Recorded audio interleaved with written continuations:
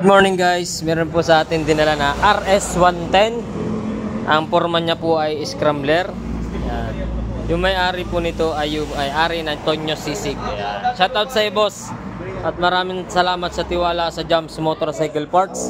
At dito nyo po dinala yung inyong motor. Atin pong wawiringan siya, lilinyahan po ng mga flasher, headlight at saka yung mga bosina. Atin pong i-customize ng maayos itong scrambler na to. Yan. Atin pong simulan na yung pagkakabit ng mga pyesang ikakabit dito. At yung kanyang battery, charge natin, nalobat yan, napa-stock. Pati yung tangke, lilinisin natin yung carburetor. Kasi yun lang, yung gasolina niya ay napa-stock na. Kaya atin pong papalitan para mapandar po muli ng maayos at maganda itong RS110 na to. Maraming salamat po sa inyo mga boss. Atin simulan na, let's go.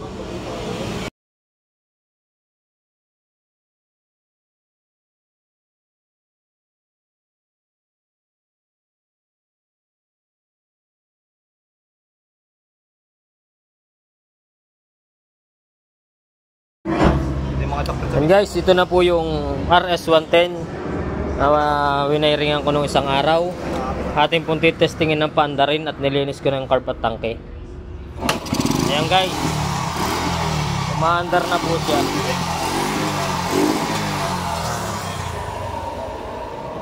Flasher, gumagana na po yung flasher.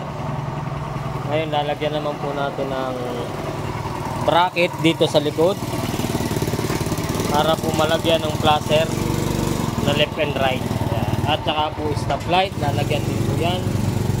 Pinaandar po muna namin, nilinis yung tangke, carburetor, saka winiring dun sa una para gumana na yung kanyang mga flasher. Atin pong sisimulan ng customize ito, lalagyan na dito ng bracket. At aantayin po natin yung may-ari. Sasabihin natin yung mga dapat paltan, pati yung battery niya po ay napa-stock po kasi ito ng 6 months ay nasira na po yung battery, papaltan na rin po ito guys. Yan guys, dumating na yung parcel natin na panlagay itong kay RS110 na gagawin natin scrambler. Ating kakabit na itong mga fender nya, rear fender at saka front fender. So, nalagay natin dun. Tsaka ano natin yung mga flasher nya, ayusin na natin para maipakita na natin dun sa may-ari. Natin ang simulan yung pagkakabit nitong fender, rear at front na fender. Tapos yung stop light nya, backlight, ating ikakabit na rin. Atin ang simulan yung paglalagay ng mga fender ko. Atin, let's go guys, simulan na.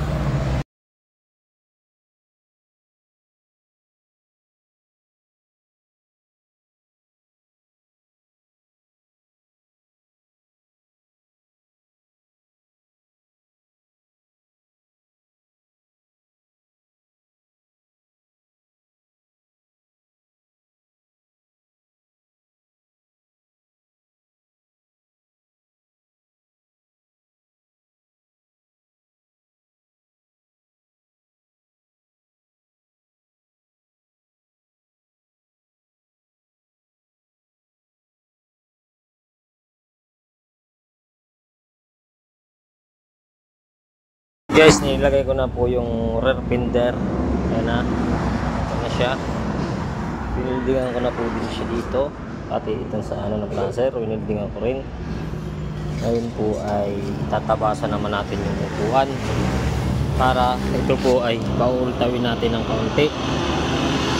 Para paultawin po ito ng yan. Paultawin po yan ng kaunti. At dito ko po ilalagay naman yung kanyang stop light at tail light. Yung pwestong to, yun ibabawasan natin yung upuan kasi taklob masyado to, kaya kailangan ultaw ito, ultaw at kita yung tubo para dito natin ilagay yung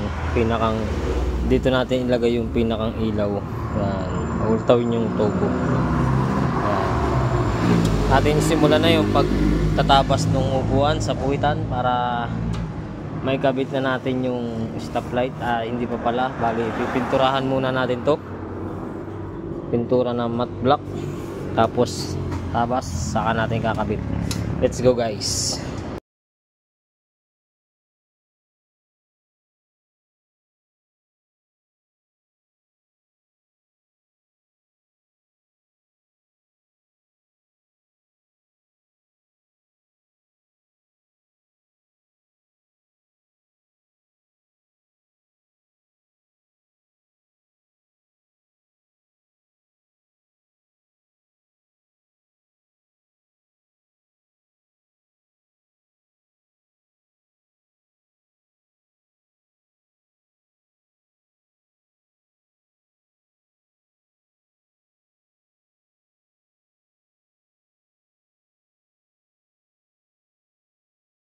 Sisimulan na po natin itong tabasan yung panabi nito para sumakto lang siya dun sa bakal, kasi yung bakal niya ay masyadong taklob ito. Kailangan ulta yung bakal para maipatsi yung tail light niya. Atin simulan na itong baklasin at tabasan itong panabi. Ayusin natin at nilinisin yung pagkakagawa nitong upuan na to, pang scrambler na upuan. Atin simulan gawin itong scrambler na to guys. Let's go.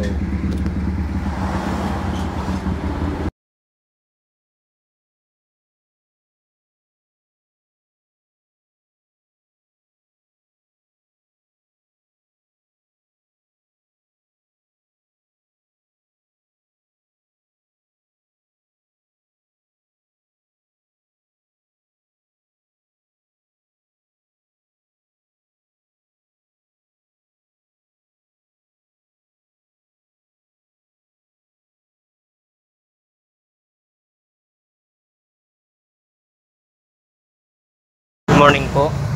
Atin na pong bubbuin na ito si RS110. Atin pong isprayan na yung mga winilding para po masimulan na natin yung pagkakabit ng mga kanyang mga ilaw. Ayan guys, atin pong kakabit na yung mga ilaw. Tapos po yung kanyang mga preno, aayusin po yung mga preno.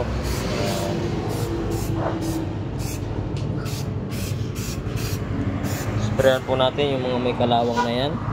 Mas pinalik. Guys. Yan guys, yung mga kalawang spray na natin. Yan. Ayan, talagang aking pinabinili pa ng aking mahal na asawa ng buko. Kaya nga, sisimulan na natin yung ilagay yung ano, yung mga placer.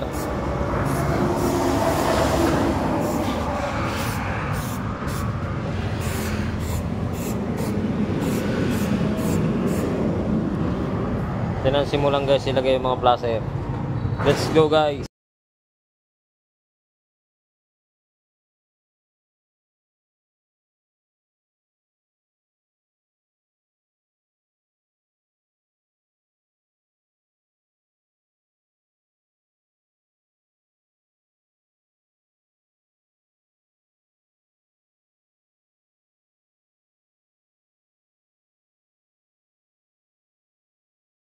Ayan guys, ikabit ko na yung placer, yung ilaw, tsaka itong placer, tsaka yung side cover. Ayan guys, ayan na siya.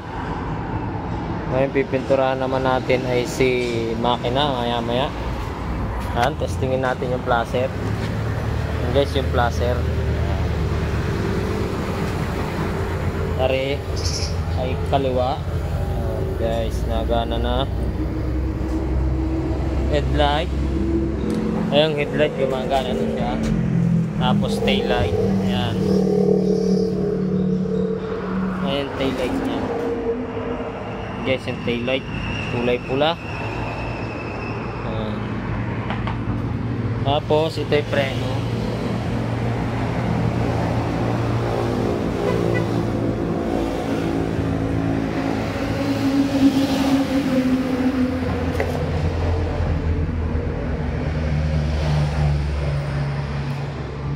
Yung guys yung preno, yan. Nahina siya, nalakas. Yan.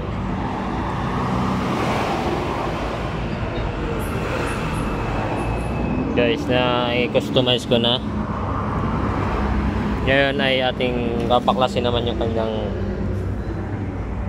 yung makina pa pipinturahan daw yan boys. Kaya mga kalawang na yan pipinturahan din.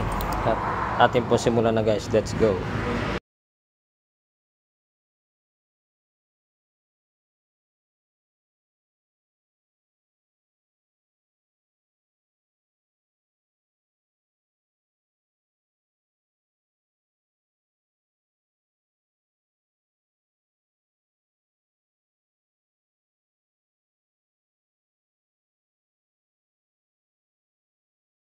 Hapon guys, ito na po si RS110F.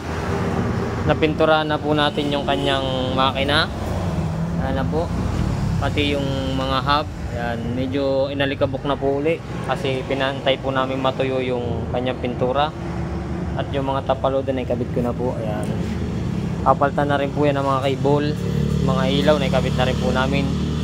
Ngayon po sisimulan na natin buuin uli ito. At para matawag na natin yung may-ari at makuha na po itong si RS110F. Yan, ito po ay pagawa lang sa amin. Yan.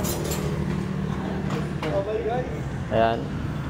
Atin pong simulan na itong pagkakabit at pagkakabit ng mga pyesa nito ni RS110F. Yan. Atin ang simulan guys. Let's go guys!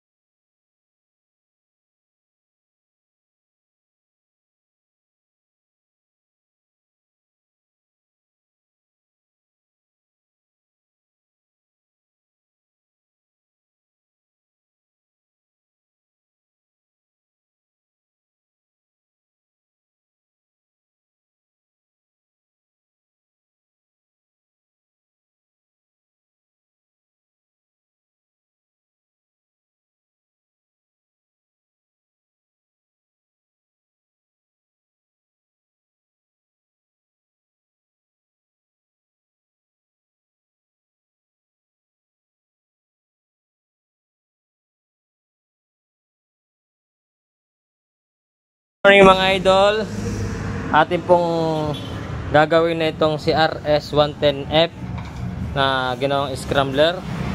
Atin pong tatapusin na kasi na ikabit na po namin lahat. Ngayon yung ibang flarings na lang kakabit. At muli pong pagbabalik ni Momoy na ito po, pawisan na uli si Momoy. Yan. Atin pong simulan na ito kasi po napinturahan na po yung makina. Napinturahan na po namin yung makina. Napinturahan ko na rin po itong hub tsaka itong mga tubo. Pinaltan din po nitong yung brake lever tsaka clutch lever universal. Ayan, pati po itong kanyang pinder, front pinder, pinaltan din po namin to. Ayan, napinturahan na rin po itong hub na to. At saka yung pong mga placer kinabit na po namin yan. Ito pong kanyang tail light. Ayan, ito po. Ngayon yung battery po kinabit ko naman dito na. Ayan. At ikakabit ko na po yung kanyang mga flarings. Ayan, yung side cover po. Atin pong simulan na yung pagkakabit nito. At para po makuha na nung may-ari. Kasi ito po ay dinala po sa amin at pinagawa ni nung may-ari. Pag natawagan ko po yung may-ari, makikita nyo po kung sino yung may-ari nito. Taga dito din po to sa Quezon. Ayan, atin pong simulan na yung pagkakabit nitong mga flarings niya para matapos na. Let's go guys!